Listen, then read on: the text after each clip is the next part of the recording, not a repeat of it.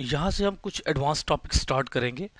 ये advance topic start करने से पहले हमें कुछ वेरिएबल स्कोप के बारे में थोड़ा जानना होगा। अभी तक हम बेसिक थोड़ी सी चीज़ें ले चुके हैं।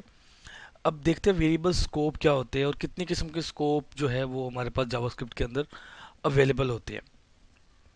जो आपका स्कोप होता है, इसका ये मतलब होता है कि आपकी वेरिएबल की लाइफ कहाँ से कहाँ तक है, कब वो बन रहा है या जिस जगह पे वो बन रहा है वहां से लेके कहाँ तक वो एक्सेस होगा, किस ब्लॉक तक वो एक्सेस होगा। तो जावास्क्रिप्ट के अंदर दो किस्म के स्कोप होते हैं, एक ग्लोबल और एक लोकल। अब जो और जो होता है अदर लैंग्वेज का ग्लोबल और लोकल, इससे ज़रा ये थोड़ा सा डिफरेंट है। लोकल तो ऑलमोस्ट वही चीज़ है। लोकल वेरिएबल ऐसा होता है जो कि किसी भी फंक्शन के अंदर डिक्लेयर किया जाता है, फंक्शन के अंदर। ठीक है। और ग्लोबल वो होता है जो फंक्शन से बाहर डिक्लेयर किया जाता है। जबकि कुछ और लैंग्वेज में ब्लॉक लेवल स्कोप भी होता है कि जो ब्लॉक के अंदर डिक्लेयर किया जाएगा वो आपका लोकल स्कोप होगा। लेकिन जावास्क्रिप्ट के अंदर जो आपका स्कोप है लोकल, वो फंक्शन के अंदर अगर है तो लोकल है, आउटसाइड द फंक्शन है तो वो एक ग्लोबल स्कोप है। एग्जाम्पल देखते हैं जिसमें आपको थोड़ा सा एक और कॉन्सेप्ट शेडोइंग का भी क्लियर हो जाएगा। अब यहाँ पे देखें, ये एक वेरिएबल है टेस्ट, ये मेरा एक लोकल वेरिएबल है। टेस्ट मेरा एक लोकल वेरिएबल है। मैं ज़रा थोड़ा सा इसको आपको कुछ यहाँ पे काम करके दिखाता हूँ, फिर मैं शेडोइंग का आपको आइडिया दूंगा कि व्हाट इज़ शेडोइंग। तो यहाँ पे हम इसके अंदर एक स्क्रिप्ट टैग लिखते हैं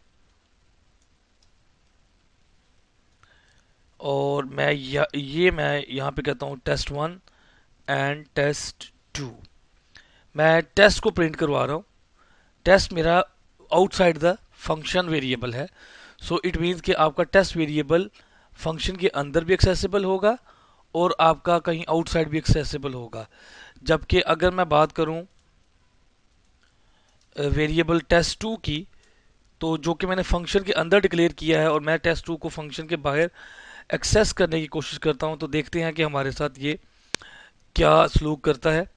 F12 प्रेस किया तो यहाँ पे आप देख सकते हैं, इसको मैं दोबारा रिफ्रेश करूं, आपको एक एरर आ रहा है। टेस्ट के लिए तो कह रहा है आई एम ग्लोबल, लेकिन वैसे वो कह रहा है test two is not defined. किस लाइन पे कह रहा है? Line number 14। तो ये लाइन 14 है, टेस्ट टू डिफाइन नहीं है। ठीक है। जबकि अगर मैं यहाँ पे प्रिंट करता ये टेस्ट टू, तो इसको यहाँ पे टेस्ट टू ने अवेलेबल होना था। ठीक है। तो ये कह सकते हैं I am local, I am global. सबसे पहले क्या हुआ है, टेस्ट स्कोप, ये वाला टेस्ट स्कोप के अंदर गया है, टेस्ट टू वेरिएबल को प्रिंट किया है, कंसोल किया है और उसके बाद आके टेस्ट को किया जो कि आउटसाइड द फंक्शन है। तो फिर है कंसोल टेस्ट टू को किया, तो यहाँ पे कंसोल में टेस्ट टू एक्सेसिबल नहीं है। सो ये जो वेरिएबल है विद इन दिस, ये वेरिएबल क्या कहलाएगा? आपका लोकल वेरिएबल। और ये वेरिएबल क्या कहलाएगा? आपका ग्लोबल वेरिएबल। इसको एक बार फिर देख लें। अब देखिए मैंने वेरिएबल को विदाउट वार के लिखा है, विदाउट वी ए आर। अगर आप वेरिएबल को विदाउट वी ए आर लिखेंगे तो ये आपका बाहर एक्सेस हो जाएगा। लेकिन हमने हमेशा वेरिएबल को डिक्लेयर करना है। अब यहाँ डिक्लेयर किया है तो ये वेरिएबल कहीं पे भी एक्सेसिबल हो सकता है। तो अब हम देखते हैं कि अगर वेरिएबल आपके ग्लोबल में डिक्लेयर किया है और लोकल में डिक्लेयर किया, दोनों का नाम सेम हो, तो वो टेक्निक क्या कहलाती है और उसको किस तरह हैंडल किया जाता है।